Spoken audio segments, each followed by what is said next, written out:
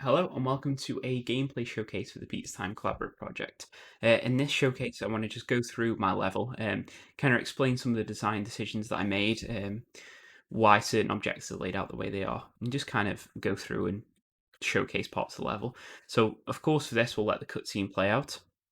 In the cutscene, I aim to show some of the objective pieces that are a bit harder to find. So I show the furthest away pizza letter.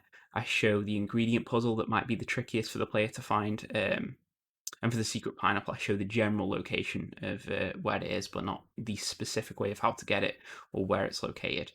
All right. So first, we'll talk about the pizza letters, I guess. The pizza letters I drafted over kind of all about the map, so it kind of can pull the player around, so they can see every little element of the world. You can see there was one there that was on the roadside, one that's tucked away here. So we've already tested the player's ability to dodge incoming traffic and their ability to discover, I suppose, hidden locations. Um, then I believe there's one on top of this building, which is to get the player to climb up high and see the world from an overhead perspective. The next one is up in the suburbs between two buildings, which is testing the player's sort of ability to control the pizza in a tight environment like that. And then the final one is in the bandstand, just so to pull the player over to this park area. So they've now kind of visited all four corners of the map. All right, now we'll move on to talking about the ingredient puzzles. So you can see the mushroom ball that's at the end of this road. The player is led towards it with these sauce canisters as they go. And you can see they have to dodge some oncoming traffic before booting it into the net. And then that objective will push the flow onwards to the beach, where hopefully the player will catch an eye at this boat they saw in the cutscene and attempt to get the spinach crate off of it.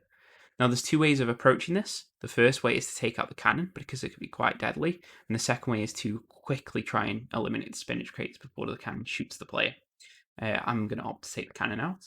And you can see this puzzle is multi-layered. It's got a lot of dynamic elements, as most of this level does. It was designed around having these dynamic elements. So in this situation, you're moving, the boat's moving, and the cannon's moving, providing three kind of separate challenges for the player to overcome. Three trajectories to align themselves with. All right, now we will move on to the pepperoni targets, which in hindsight are maybe the kind of weakest of the objectives. I couldn't really find a strong place to place them, so they're just kind of on this road here. It does provide a reason to go down this side street. Ultimately, I think it's probably one of the objectives that could have done with a few more tweaks and changes. However, going on from what I believe is possibly my worst bit of level design to what I believe is my best bit of level design, which is the chili peppers here. So I'm purposely going to crash this first time around, as many players will crash the first time through this objective. This objective is designed to be purposely very challenging. It's got a very lenient respawn location. But yeah, the challenging is quite difficult, and in a lot of the feedback, you tend to find that most people hate this challenge when they first try it, but after finally overcoming it, they decide, oh, this is actually the best challenge in the level. It really gives a player a sense of accomplishment when they're able to overcome it. And we're going to see a kind of similar thematic expressed in the onion rings here, which again have two ways to approach it. This is almost a hybrid between the pepper and the spinach crate, where there's a lot of moving elements like the spinach crate, but on top of that, you've also got this kind of really challenging dodge through the suburbs that you have to undertake. So the easiest way to complete this challenge is to destroy a cannon and then tail along the car of the cannon you destroyed. Right, it makes it a lot easier to not get completely just wiped out, but that's a lot slower, which will ultimately decrease the player's score. This is also one of the longer objectives. However, it's not one that resets on a respawn. So I felt kind of vindicated in making the objective a little bit challenging and a little bit longer to complete, taking a little bit longer to complete. You've also got to watch behind you, because there's obviously the car that approaches from the rear. You're kind of being approached on all angles there. It's supposed to give the player the foresight to pay attention to their environment in all future levels. All right, with 15 seconds left, we're quickly going to try and complete the secret pineapple, though we might not quite have the time. This one's kind of fairly simple. I wanted to add a bit of visual storytelling with this sort of chicken restaurant that you, I suppose, is not too far away from your starting point. I like to think that Toby's come to this map specifically in hunting down one of Cluckin's sort of prime retail locations on the coast. I am going to quickly just jump through the level one more time, this time talking less about the gameplay and more about some of the visuals, although kind of how they tie together, working on my thematic narrative resonance. So, we'll first go over the the crashed car. Might be my favorite bit of visual tour storytelling I ended up adding. So you can see the route you have to take to get the pepper has been carved out by a car that's plummeted off the road here and through the suburban gardens.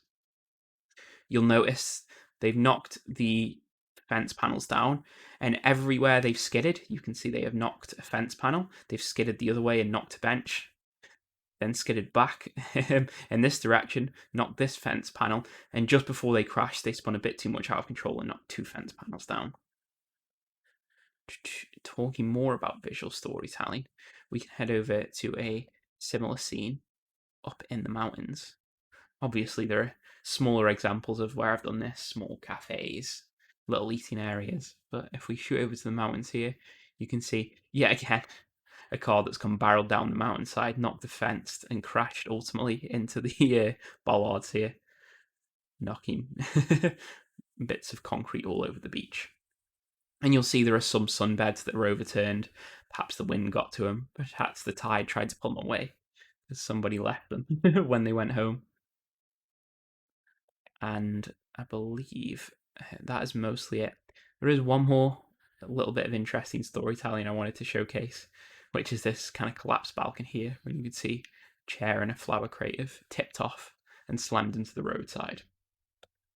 If I was to revisit this level and spend some more time with it, I would definitely improve the flow of the drones. The drones don't really feel like a hazard. They don't really feel like they add much to the level. They just kind of fly about independently of the player. So definitely having some more interesting paths for the drone would have added a lot. I do believe the onion ring challenge is a little bit too tricky.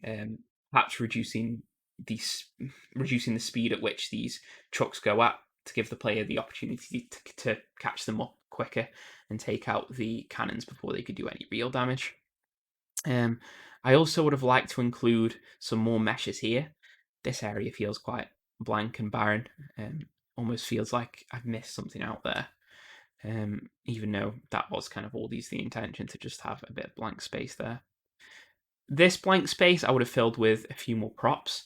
I like that it provides a nice cut through area for the player to get quickly between the beach and the roadside, though, and the suburbs, sorry, but I do think maybe some more chairs, just something that would have left this area more than just a kind of concrete desolate wasteland. And I believe that's kind of all to talk about. So thanks for watching the video, and bye.